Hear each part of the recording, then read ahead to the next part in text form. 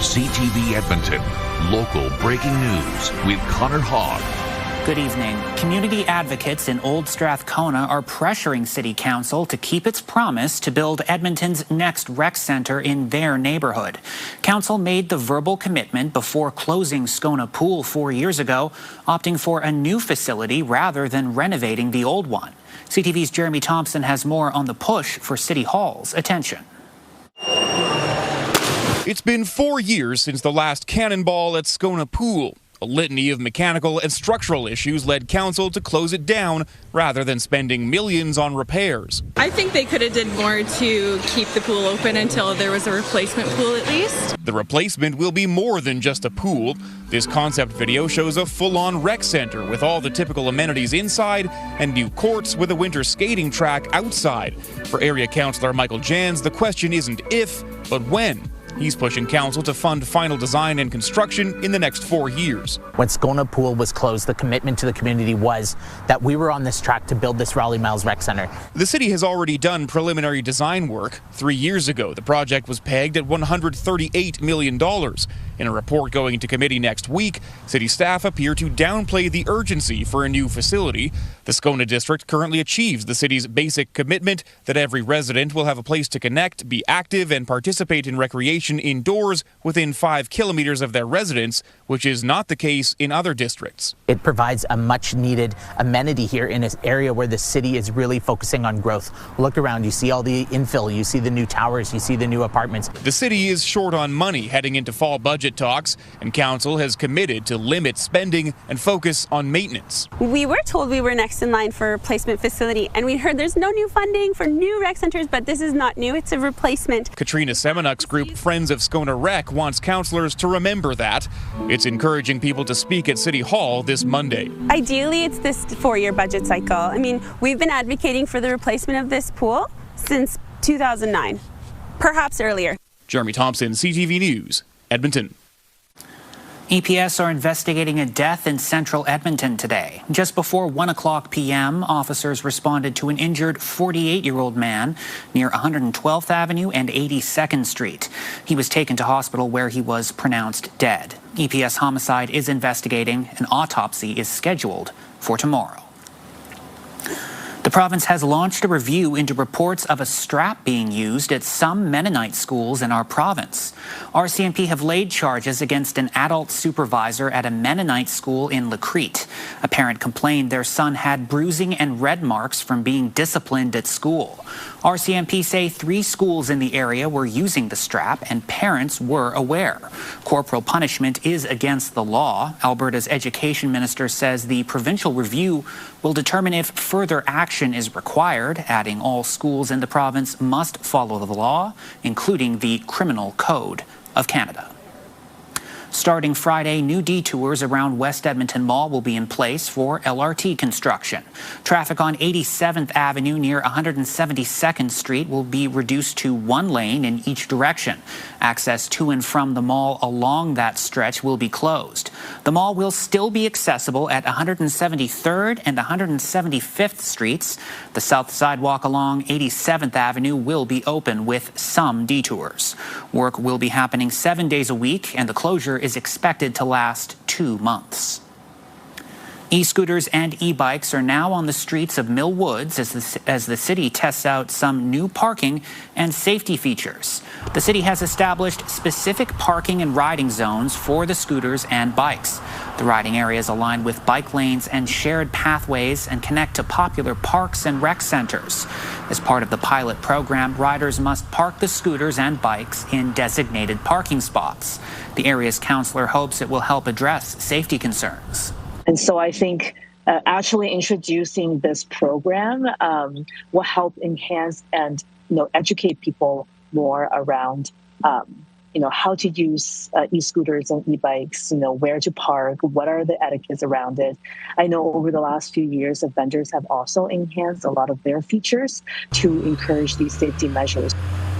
Riders can find a mix of physical and digital parking corrals using the Bird and Lime apps. People gathered in Calgary tonight to mourn 11-year-old Parker Wells. While they remember Parker, they're also reflecting on what could have been done differently when the boy first disappeared. CTV's Jordan Canigan has more.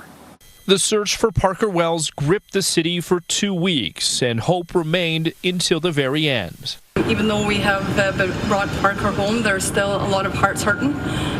There's still a lot of people deeply committed and in pain because of what has happened and what we've gone through as a city. The 11-year-old went missing on July 16th in the Northwest, but the search quickly involved hundreds of people across most of Calgary. I find it incredibly important for us to recognize the loss of Parker. Calgary came together in such an amazing way because we lost an amazing kid. And as the city mourns Parker, it will also reflect on what could have been done differently. In incidents like this, there's always going to be lessons learned, and so we will go back, we'll do an operational review, we'll do an investigative review, we'll reach out to our partners, and anything that we can do to be better will absolutely be on the table, and there'll be nothing off the table. The police chief says that could include changes to how the service approaches Amber Alert exemptions after one was applied for and granted more than 2 days after the boy was last seen. I'm certainly in support of the petition right now calling for an indigo alert as an example. There could be some other ways to be able to ensure that, especially recognizing the unique needs of autistic children, there's ways that we could improve. Police say there is no criminal investigation and directed inquiries to the province, which has not responded to our requests for comment. Parker's body was found in a series of pipes in a culvert near Deerfoot Trail. City rules updated in 2018 requires storm outfalls to have steel bars at openings. I'm also interested in the infrastructure piece to ensure that we're having our essential infrastructure safe. I'm thinking stormwater, ponds, culverts, and so on. Jordan Canigan, CTV News, Calgary. Edmonton's food bank says Heritage Festival helped raise thousands of dollars regardless of the bad weather. The festival ended early with evacuations on Saturday and Sunday. Still, Edmontonians raised more than $50,000 at the festival. The food bank encouraged people to bring monetary donations to avoid carrying heavy, non-perishable food items. Still, more than 24 kilograms or 52 pounds of food was donated at Hlinka Park. The food bank says it's grateful. Most people think of the food bank around key festive times of the year, and so over the summer there's quite a bit of a drop in donations. The Heritage Festival is one of those pick-me-ups for us as an organization, and then we're going to see another little dip until we see Thanksgiving again. People can donate to the food bank as part of the Heritage Festival campaign until Friday. Football fans also brought their spirit and generosity to this weekend's Tackle Hunger Edmonton Elks game. Volunteers collected non-perishable food items and monetary donations during the game against the Saskatchewan Roughriders. The event raised more than $52,000 for the food bank. Two local sports teams likely have a fan for life after helping a 9-year-old who lost a special hat. CTV's Noah Rashog has his story. The Edmonton Elks and Saskatchewan Roughriders were going toe-to-toe on Saturday evening when they were interrupted by the weather. For your own safety and comfort, we need you to proceed to the concourse. Mark Olrun-Tegbe was in the stands when he and his family moved to shelter in the concourse. He left his hat behind. While they were able to return to their seats a little while later, the hat was nowhere to be found. It was the end of the second period, and then there was a lightning delay. So then I went back into the concourse, and then I came back and it wasn't there. The hat was an Edmonton Stingers hat. Mark had saved up his money from his paper route to buy it himself. He had come to the game, so he already got his pay for July. For June, he would get his pay for July and August, and it was like, could you loan me my pay for July so I could buy the hat. So I actually bought the hat and the shirt. It's basically like throwing a bunch of money into a sewer. The pair posted to social media about what had happened, and before the game was even over, Edmonton Elks staff had found him to try and make up for his loss. It was just a quick screenshot I grabbed and sent to my team and said, when we get back to the game, somebody go see this boy and bring him football, bring him a t-shirt, and just do what we can to make his game day a little bit better. After gaining traction, the Post found the Edmonton Stingers, who replaced the hat and invited them to their last regular season game. Luck would have it was our fan appreciation night, so all 12 of our players were out signing autographs after the game. So, the young fan was able to make sure that they got everything that they needed replaced from what they lost at Commonwealth. The Stingers say they were happy to help, while also guaranteeing a new fan for life. Noel Rashog, CTV News, Edmonton. Tickets and passes are now on sale for this year's Fringe Festival. The 11-day festival features more than 200 productions, from comedy to drama, dance, and more. Organizers say more than 1,600 artists from around the world are ready to entertain Edmontonians. Since the pandemic, the festival's recovery has been slow yet steady.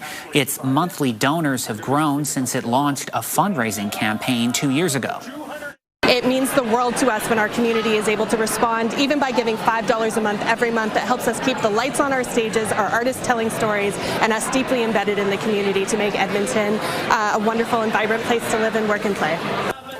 Tickets for shows are capped at $20 and can be bought online or in person. The Fringe starts next Thursday and runs until August 23rd. The Muttart Conservatory's latest feature pyramid will take you on a journey through the 100-acre wood. Visitors will be able to see their favorite Winnie the Pooh characters brought to life through plants and topiaries. Local artists helped create Winnie the Pooh, Tigger, Piglet, Eeyore, and Owl. They used custom metal frames for thousands of flowers and moss. A gardening team seeded hundreds of pink polka dot plants specifically to match Piglet's pink color. All their hard work began last year. And they're definitely not easy to make. They're like a piece of art. But then even as you kind of look throughout the pyramid, there's like a little table for like a picnic. There is like the bridge from 100-acre wood, and it's very like green and inviting. We also have rabbits, garden, so the growers are incredibly creative. This year marks the 100th anniversary of Winnie the Pooh. The exhibition runs until September 13th. Some hockey players with the potential to reach the NHL are competing in Edmonton. Professional scouts and hockey fans are getting a glimpse at the future of the sport. CTV's Curtis Goodrum has more on the summer tournament. 8 of the best hockey nations in the world are facing off in Edmonton for the Hlinka Gretzky Cup. Dupont has moved up on a Dupont wraparound try, scores! Last time Team Canada was in Edmonton for this tournament, they won gold. Assistant coach Kyle Chipchura says having the home crowd behind the players is a boost. I know they have probably a lot of the support from their communities, from their minor hockey associations, kind of following them along. It's also a homecoming for the Westlock native. My wife and kids come to the game, my parents come to the game, my friends and family come in, and that makes it all the more sweeter. Shovels that back in front, Pugh scores! It's not just for friends and family. Hockey fans are excited to see the new talent. A lot of them really want them to play for the Oilers in the future, so they can just say that they saw them here before they got big. It's just super exciting for them to see future players who could be on bigger teams. If I see like their draft and I see them on like new teams, like in the future, I'll be like, oh my gosh, I remember that name from Hlinka Gretzky. I watch the players and try to figure out which ones will be going to the next level. It's a great tournament to watch. These are 17-year-olds, which means there's some really high-end talent out there, but they still make mistakes. So the hockey's exciting. Scouts are all around the rink, so having a good performance is key for players' draft chances. It's the first opportunity in their season to really show what they've got. So there are some really high-end top prospects for the 2027 NHL draft. They're all gathered here, which means all the scouts are here. Tickets are available online for the Hlinka Gretzky Cup. The tournament runs until Saturday at Rogers Place. Curtis Goodrum, CTV News, Edmonton. Coming up next, an Alberta woman pushing for access to a new cancer treatment that's not approved in our province. And also just ahead, a community effort brings a lost eagle back home. There were some cheers. If he wasn't a wild bird, probably would have tried to give him a hug. Good evening, folks. 23 degrees, your daytime high today. And look to the west, mid to high 20s. Problem is, If you want some heat, that's not coming our way. Instead, we'll be in the 19-20 degree range for a high tomorrow. Talk more about that and the precipitation chances over the next couple of days in just a few minutes.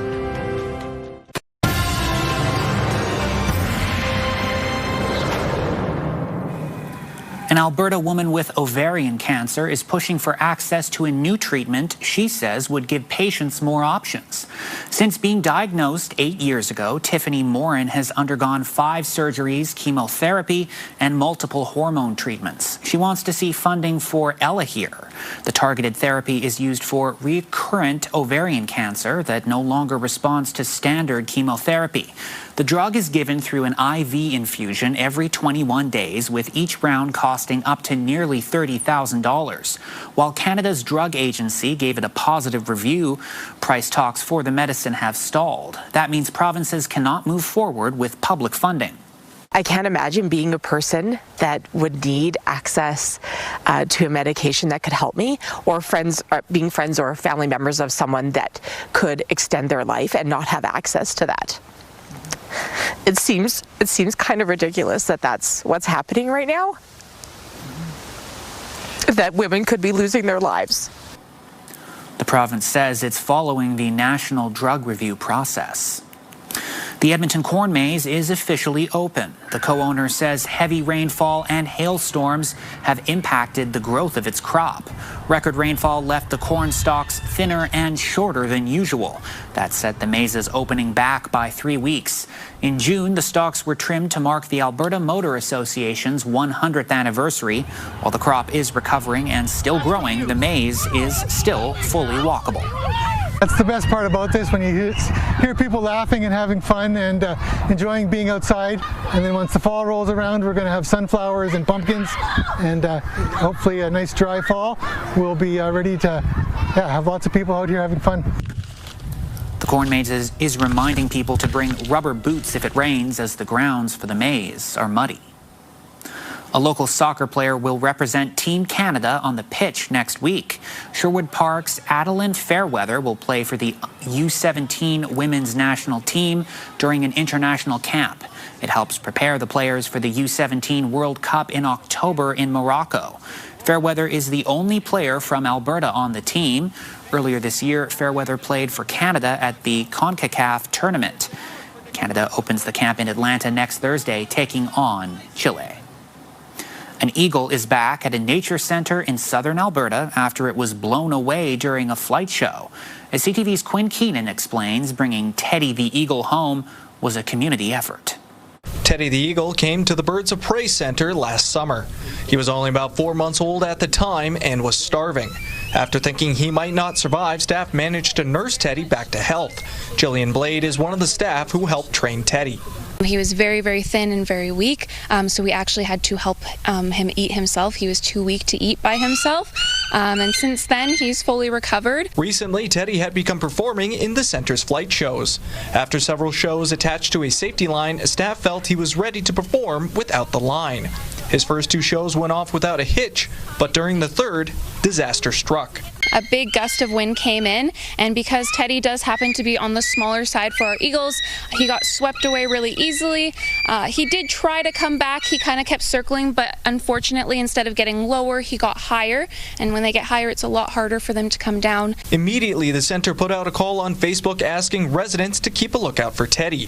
For 4 days, responses flooded in with Teddy sightings across Coaldale. Then, on July 31st, the 5th day he was missing, there was a tip saying he was in North Lethbridge. The center's managing director, Colin Weir, went out and found Teddy on top of a semi-truck. And as soon as Teddy saw Colin, instant recognition, he ran along the side of the semi-truck, and then Colin put out his glove and he jumped down and landed on his glove, and then he was immediately given some food. The news of Teddy's retrieval was initially kept a secret from Blade. Staff surprised her with what she described as an emotional reunion. I get up there, and hiding around the corner, another staff member was holding Teddy, and it was very overwhelming. There were some tears. If he wasn't a wild bird, probably would have tried to give him a hug, but he's not he's not like a cat or dog. Teddy has already started performing in the flight shows once again, but staff are keeping him on a safety line until he builds his confidence back up. Quinn Keenan, CTV News, Coaldale. Coming up after the break, a group of St. Albert swimmers are taking in their last few laps ahead of their trip to the National Special Olympics. I've been swimming my whole entire life. Feel exciting and feel pumped. Programming brought to you by James H. Brown Injury Lawyers, the heavy hitters of injury law. Welcome back. 13 degrees this morning, 23 this afternoon, right on par with the seasonal averages. As we mentioned earlier, we'll be a little bit cooler tomorrow, more like about 19 or 20. And then Friday, Saturday, we're back to about 23 or 24. Got showers and thunderstorms across the north. They are marching to the south. Should be all out of here by tomorrow morning. Mostly cloudy skies to start the day, and then some clearing later in the day. That'll change for Friday. Friday will start the day with some sunshine, and then the clouds will increase through the afternoon. Looks like the daytime hours tomorrow and Friday should be dry, but Friday late night through the overnight period, you might see a shower or thunderstorm, and then, we'll talk about the weekend here in a second. 12 degrees in Edmonton tomorrow morning. 8s and 9s from Lloydminster off to the north. 8s and 9s Swell, Peace Country, and Jasper. Red Deer starts the day at about 10 or 11 degrees. Mid to high teens and overcast across the northeast tomorrow. About 20 into Jasper and Peace River. 26 in Jasper. Red Deer gets to around 20 or 21, and in the 15 to 20 range for east central Alberta. Here in the city, 19 tomorrow. Some clearing late in the day, a little breezy in the morning as well. Gusts could be about 30 or 40 kilometers per hour. By lunchtime, those should start to back off. Friday, dry, partly cloudy skies. There's your chance of showers, thunderstorms overnight Friday into early Saturday. Saturday, daytime hours, again, looks pretty dry. Mix of sun and cloud. Get to about 24 Saturday. Saturday evening, you could see a scattered shower or thunderstorm. And then the timing for these showers or thunderstorms on Sunday is really kind of up in the air right now. It looks mostly cloudy and 19 or 20. It looks cool again on Sunday there. The showers come back over the next couple of days. We'll try and nail that down. Monday, 22. And next week, midweek, looks wet as well. Just can't break out of this pattern. And no real heat in the forecast. 23 and 24 Friday, Saturday is about as warm as it gets between now and the middle of the month. That is your forecast. 3 swimmers in St. Albert are in their final week of training as they prepare for a national competition in Medicine Hat. For the team and their coach, the journey to the Special Olympics has been exciting and rewarding in more ways than one. On their final day of practice, spirits are high for Team Alberta, with 3 athletes looking forward to the games in Medicine Hat. I've been swimming my whole entire life. Feel exciting and feel pumped. It's really hot there too. Michelle Setter, Connor Bissett, and Christian Ziegler have put the hours in, with the assistance of their coach, Heather Wilson. They have all worked exceptionally hard over this last year, getting better at their strokes, starts, turns, working as a team, putting in 110% effort. This will be Ziegler's first games. Bissett and Setter are veterans. The team supports each other, with family here to support them. When I'm in the pool, I feel really calm and relaxed, and I know I can do it. I've got my family coming down to support me. To be like Michael Phelps. People watching from the deck say a feeling of joy translates from the water. I'm just so excited and tickled pink to watch them perform. For Wilson, the chance to coach this team means more than most. Her son Matthew had special needs. Unfortunately, he passed away, and so this is my way to give back and just honor his memory as well. Whether they come in first, third, or fifth, it's the connections made between friends that really matter in this race. It's just the hugs, and the first person that they look for after they get out of the pool is their coach. I'd be like Spider-Man. Fast like Spider-Man. You got it. You got it. Fast like Spider-Man. That connection with them is something that is priceless, and I will hold in my heart. The opportunity to show their talent together. That's our show for this evening. For the latest news anytime, visit our website, ctvnewsedmonton.ca. Thank you for spending your time here. Have a good night.